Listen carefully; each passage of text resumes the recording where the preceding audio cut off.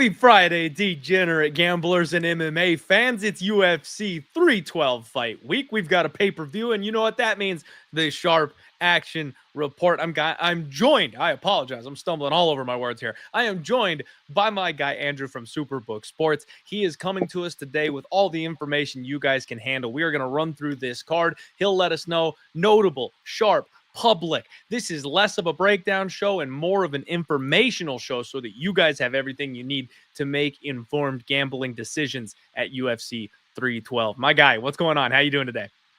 Man, it's obviously the busiest time of the year for, me and the guys over here with Super Bowl. It's going to be a really awesome weekend. I'm hoping this is probably going to be the most handle we take in a weekend for the rest of the year, the way the bets have been coming in on the football game and the fights. So I'm really looking forward to this weekend, man. The card is pretty solid. It's undercard fights, leave a little to be desired, but the two title fights are really fun. And, I'm looking forward to some fights like always. I hear you, man. I've been trying to tell everybody all week, this is a top-heavy card. The name value is definitely loaded at the top of this thing. But I think it's going to be a very fun night of fights. The undercard is the undercard. Yes, it's sketchy. Yes, there's no stakes. We don't know half of these people. But the way the matchups play out, I think we're going to get a lot of really fun fights. And I think we're going to get a lot of finishes. So I think in hindsight, this card will end up being one that kind of pays the bill for itself. But I'm excited to chat with you here about these fights. And I know you're about ready for football season to be over, so we can get into MMA dominance for sure after the weekend. How are you surviving with all the football props?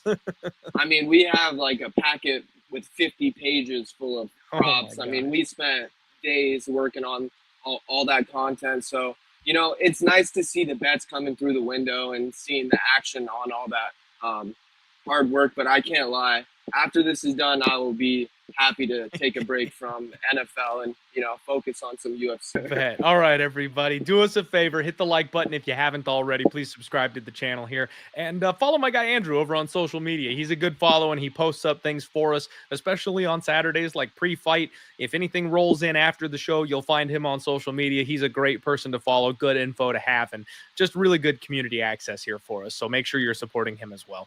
Let's get into it, man. Like I mentioned, less of a preview fight for you guys. We've already broke these fights down. I will be doing the Undefeated post weigh-in show this afternoon for you. So we are going to talk mostly about the action coming across the table. We lost a fight. Unfortunately, there will be no Art of Knockout kicking off the evening. So as far as I can tell, the first fight of the night should be Soukhamthath versus Jubli, where we've got an absolute massive favorite. Soukhamthath is knocking on the door of minus 700 as a UFC debutante. What's going on here, man?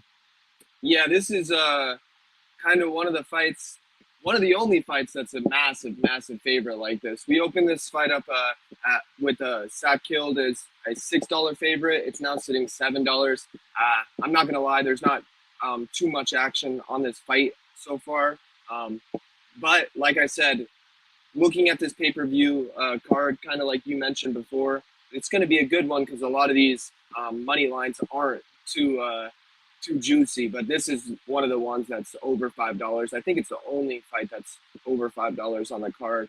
But yeah, not too much action. 100-cent move towards the favorite, and a little bit of money on the over. So that's what we got for this first fight so far. Okay. All right. Good to know. And everybody, thank you very much, Johnny, in the chat saying, is anyone else's audio cutting in and out? Guys, please let me know if that's an issue. I appreciate the shout out because I did my Monday podcast with the wrong mic plugged in. So the audio was trash for the entire UFC 312 show for you guys. If anybody else is having the issue, please let me know so we can try and get that fixed and figure it out. Dan T is saying that the audio is fine. Okay, so we're going to keep on moving forward. Maniac Thrilla over on Twitch is saying Jubli is getting disrespected. I kind of think to a certain extent he is too. I just can't believe how wide this line is. Like, don't get me wrong. I think Soukhamthath is going to win this fight. But this is like, man, this is, we're getting into Peyton Talbot range for this kind of a price tag, right? Like, this kid is not that level of a prospect. I think this has more to do with how bad Jubli looked in his last fight in comparison to how good Soukhamthath is as a prospect. So this one's very, very interesting to me. Next up, you've got Jonathan Mikhalif who is taking on Kevin Juett. Juett is a decent favorite, sitting around minus 240, minus 250 basically all week. And it's ping-ponged a little bit, but I haven't seen too much movement. What about you, man? What's going on your side of the desk? Yeah, this is actually a really fun one to talk about starting off the card. We opened this one on Juett minus 210. It got as high as 260. At that point, we did take a very large wager on the dog. But this has not been one that has been a struggle to write back favorite money. It's really been an easy fight to kind of just balance the books. The first bet at plus 220 on the dog was a respected guy, so it's nice to know that money was there. But at the end of the day, we'll still probably need a couple of these bigger sized dogs to come through on the card. It's been a much better year to start this year than last year with the dogs, so hopefully we can keep that momentum going in this card and get a couple $2 dogs. Okay. Let's see here. We have got UFC Garrison in here saying Juett lock of the week. So the favorites being liked here. Man, I kind of lean towards Juett winning the fight on this one, but he is so mid. he's just not that good. So he's another one that I struggle to lay this kind of price tag on him. I think the fight will end up playing out closer than the number suggests. But yeah, I got Kevin Juett kind of winning this one too. Next up, very similarly to the first fight that we talked about, Rong and Cody Steele. UFC newcomer minus 285. We are knocking on the door of minus 300. Rong is up and over that plus 200 mark as the dog. And man, I'll be honest with you, it's another one that I kind of looked at and was like, is this too far? Did we swing the other way a little too hard on this one? Even though the road to UFC guys have not been good, I'm tempted. What do you see over there, man? What's going on? Yeah, this one, we haven't had too much buyback, but we opened this thing at $2 on Steele. Early action did come in on that favorite side. It shot all the way up to where we're sitting at 280 right now. I know some of the books are up to $3 at this point. But yeah, we're kind of just waiting to see if there's some respected action on the other side. And as of now, there's been a couple sprinkles, but nothing really to slow down the movement. So we're waiting to see kind of a bigger bet on the dog. But mostly favorite money on this fight for sure. Interesting. Okay. All right. So yeah, pretty much one-way traffic as the number movement would suggest on that one. Next up, Colby Thickenese taking on the other Topuria brother. We've got a minus 375 favorite for Alexander Topuria, and Colby is the plus 300 underdog. Yeah, this is another one where I'm not really sure what happened with these fights, but we didn't have a lot of shelf life with a couple of the fights where they weren't, there wasn't really a market price for a lot of these guys. And this is a fight that just didn't really have too much shelf life. I can give you guys the line movement, but really the action has kind of not been great on this fight as of yet. We opened up Topuria at minus 380, a couple bets on the dog. We're now sitting 320. This is kind of one we've been just staying up with the market, if I'm being completely honest. And it looks like there might be some sharp action on the dog out there because, like I said, it was sitting around that $4 price tag, and now it's sitting closer to $3. So nothing here overly respected on the dog, but that might show that there is some sharp money out there on the dog. Man, I know every single week you're begging for a dog to come through and bust the parlays. This seems like a week where you may not have much trouble getting there because these favorites, I mean, we talk all the time about the favorites just aren't good enough to command the inflated price tags that they're getting. This week, it's more than ever because Topuria is making his UFC debut.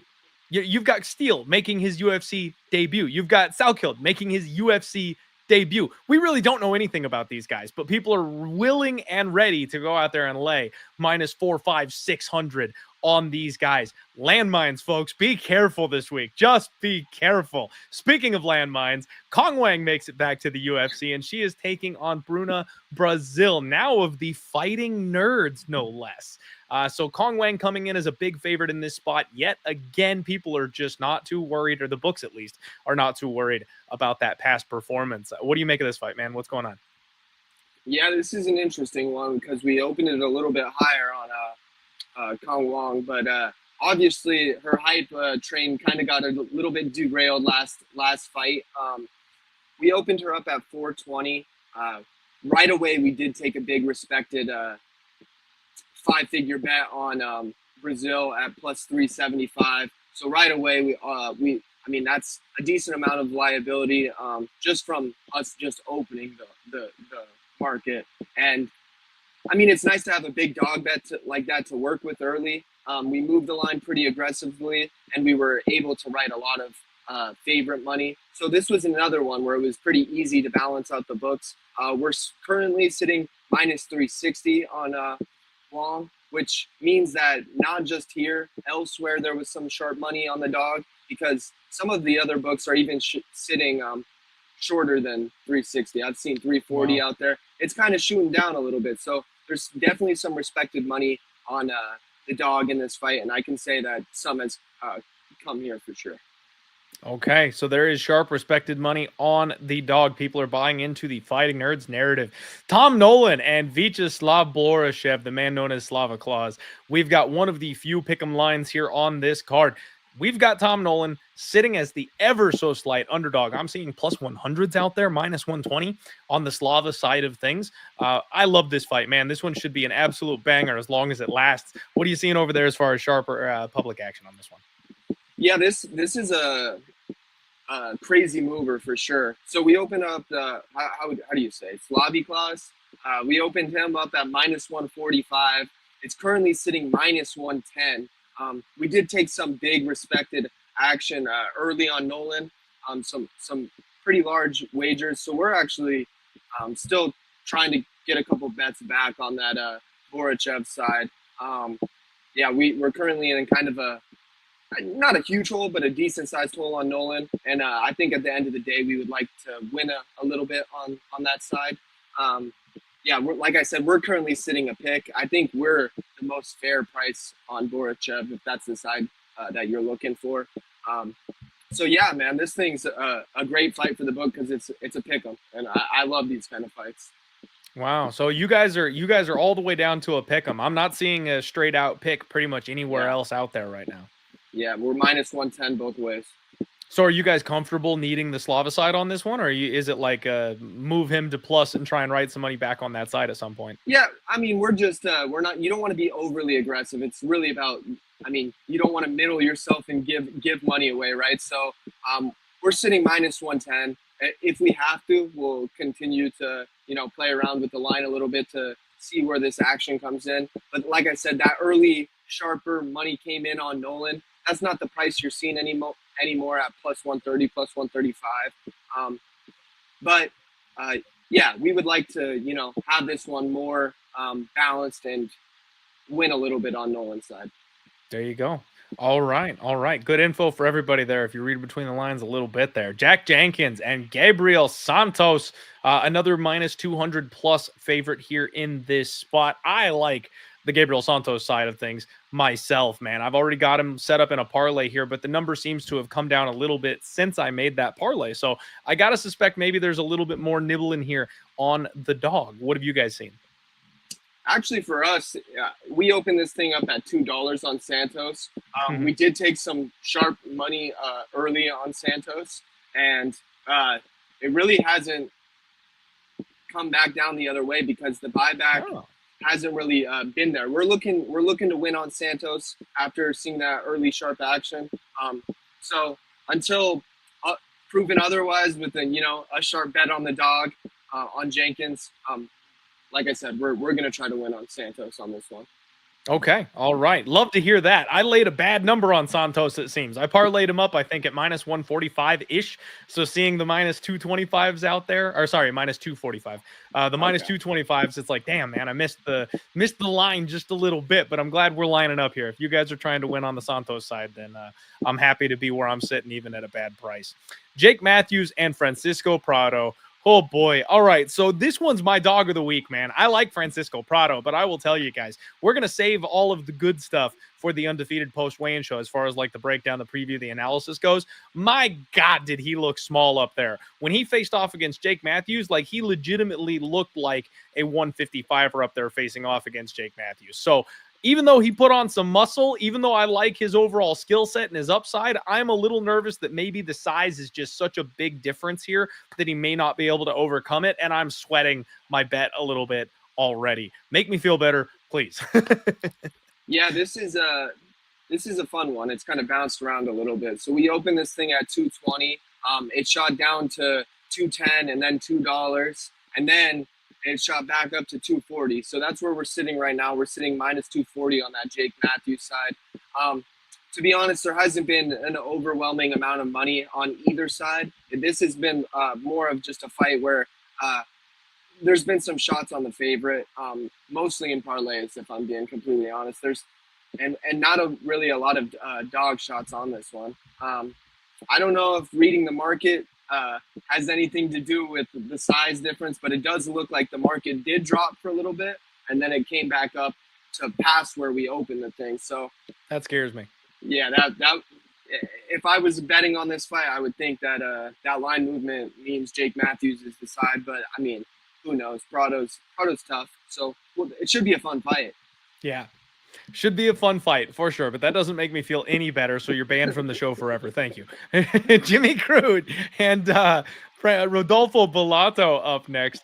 Jimmy Chroot coming in here as the dog after a long layoff and a straight out retirement. Bolato, just his second UFC fight off Dana White's Contender Series. Another one that should just be an absolute banger. We're very close to pick him here. Jimmy is sitting right around plus 125, plus 130 at this point. You can lay about minus 155 on Rodolfo, or I guess Rodolfo Bolato. Yeah, this is one I haven't got the best read on yet, and I don't think really anybody. I think there's pretty strong opinions on both sides on this one. Superbook, love it, love to see it. Still my drink koozie still. You need to come down here for one of the fights and get a booth out here. That would be a blast. Yeah, no, that's got to happen eventually. That's got to happen.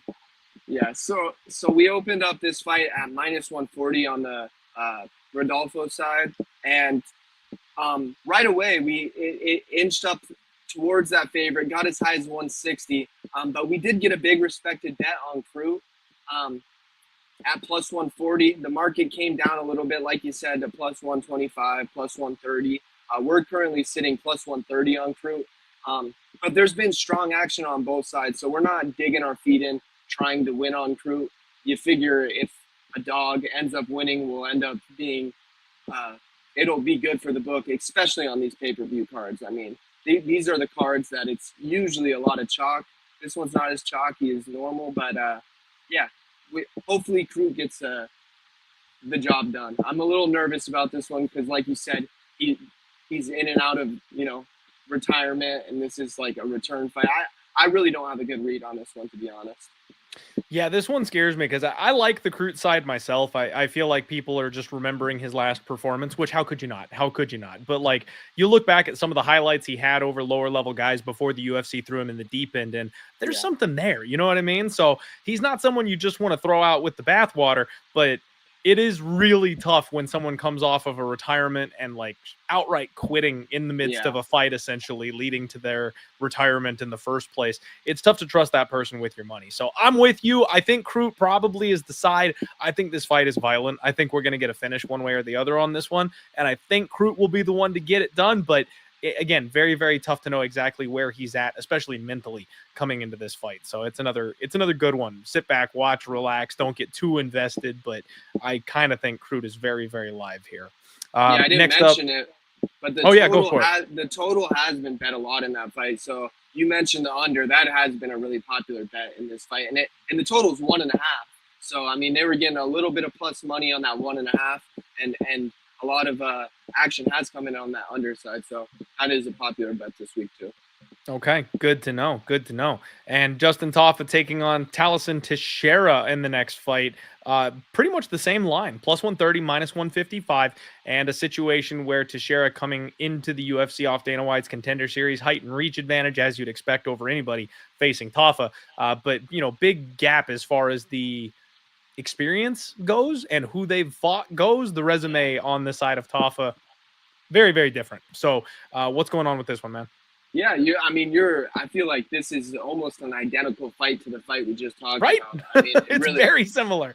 It's like the same exact action too. So we opened this thing up at 155 on Tucheras. It's currently sitting 145. Let's see as high as it got. It got as high as 165. So at 155, we took a really big bet from one of our sharper customers on Tafa, and we're kind of still in a hole on that side. But like I said, we're not going to panic on that favorite side. We don't need to, sell a bunch of minus money away because we know the public action will be here for the favorites day of the fights. So there's no reason to panic on this one. But like I said, early sharp action on that Tafa side, and it's definitely something, we like to have in our back pocket to work with.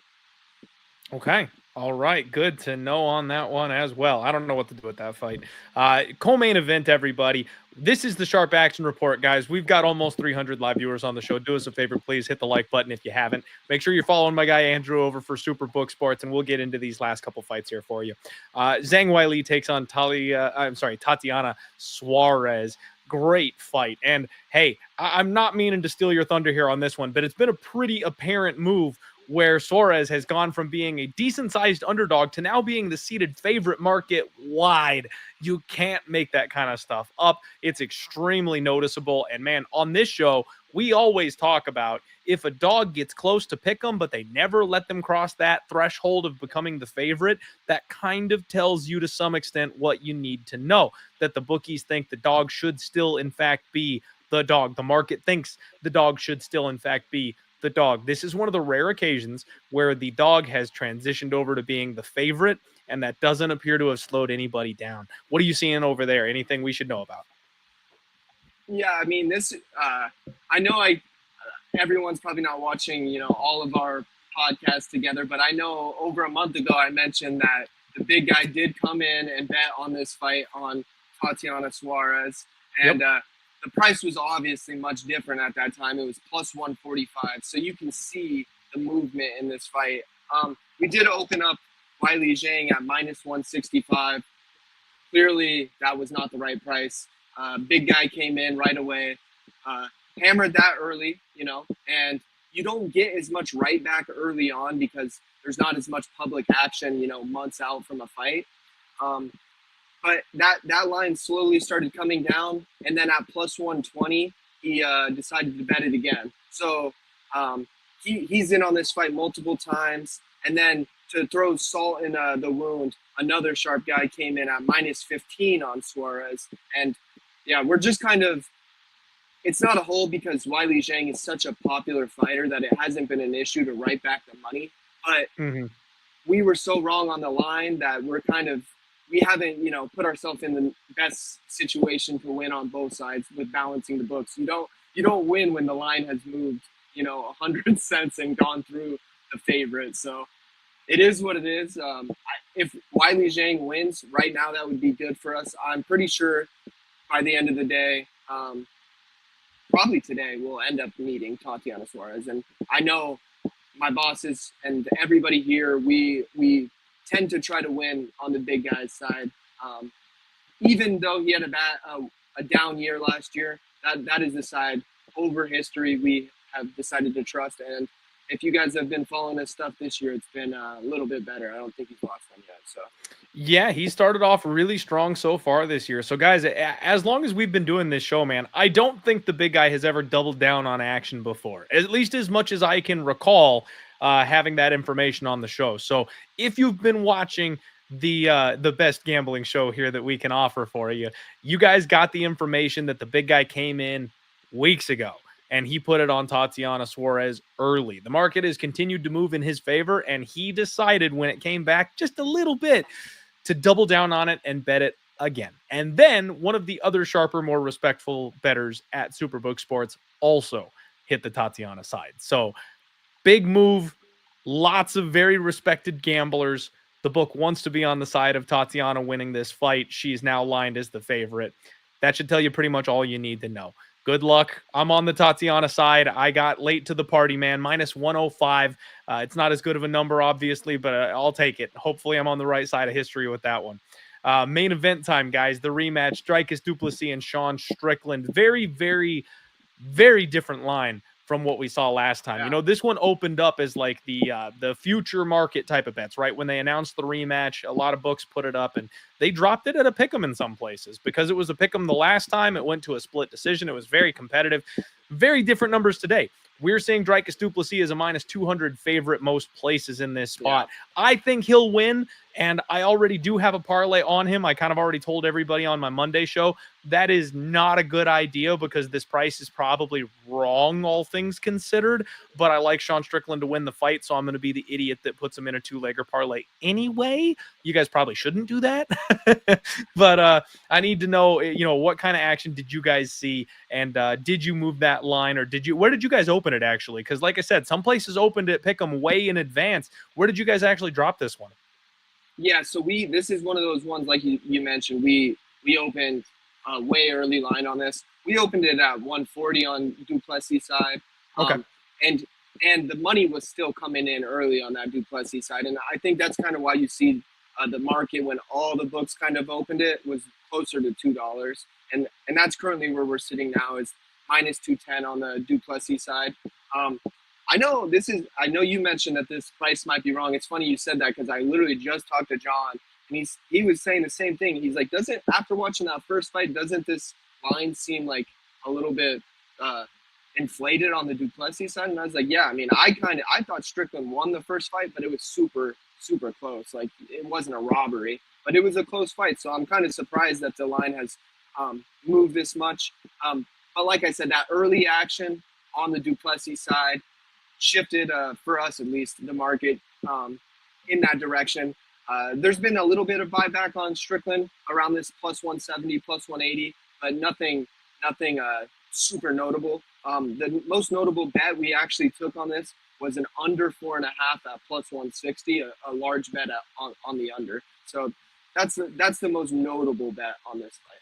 Okay, good to know. And man, I was actually looking at playing that myself. So like I said, I'm already on the Dricus side, but the first time this fight was booked, the under was very heavily chalked. They thought it was not going to go the distance. And I try to preach to everybody that no two fights are ever alike. The fact that these guys went cardio for cardio and tried to drag the fight out and kept it very, very close and tit for tat, I've got a feeling the game plans are going to shift just a little bit coming into the rematch here. I don't think it's going to be quite the same. So I may find myself to that under in this fight as well. Good to know that there's been some respectable action on that side coming in. There you guys have it. That is the sharp action report for UFC 312. Again, make sure you're giving my guy Andrew a follow. And dude, if there's anything going on with the Superbook promos, whatever, you know, if you got a shout out to give, go right ahead. The floor's yours, man.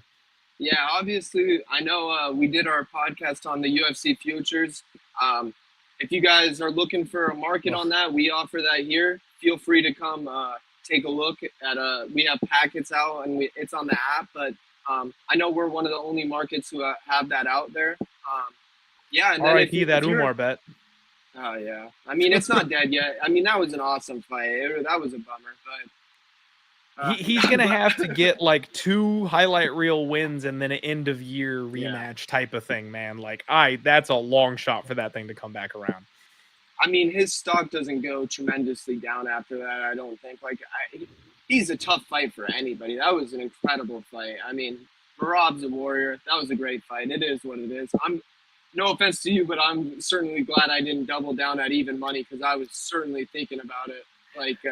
Yeah, man, that absolutely crushed me that I doubled down on that thing because, and frankly, his corner cost him that fight. If he just doesn't try to wrestle in round 3, he wins the fight. That it all came down to the game plan and the cornering in round 3. I'm so pissed. Anyway, I digress. Make sure you guys are getting over to Superbook for your futures market. And we do have one question from the chat here, man. Johnny Gunn says, when you say large bets, are we talking 5+ figures? Can you give us kind of just a ballpark on the large action that you mentioned? Yeah, we're not usually taking. Anytime I'm mentioning a large bet, it's usually 5 figures. It's unless it's a massive fight, we're not really ever taking 6-figure bets. It would take a real spectacle event like Canelo McGregor Alvarez fights versus Jake Paul. Yeah, something like McGregor or something. But yeah, we're not usually taking 6-figure bets, but yeah, mostly 5-figure bets. Okay, there you guys have it. Totals much less though. Totals is not it's not usually a six-figure bet. Makes sense. Makes sense. All right, guys. That's the Sharp Action Report. We will be back for the undefeated post weigh-in show this afternoon. And good luck on all your action tomorrow. Let's roll.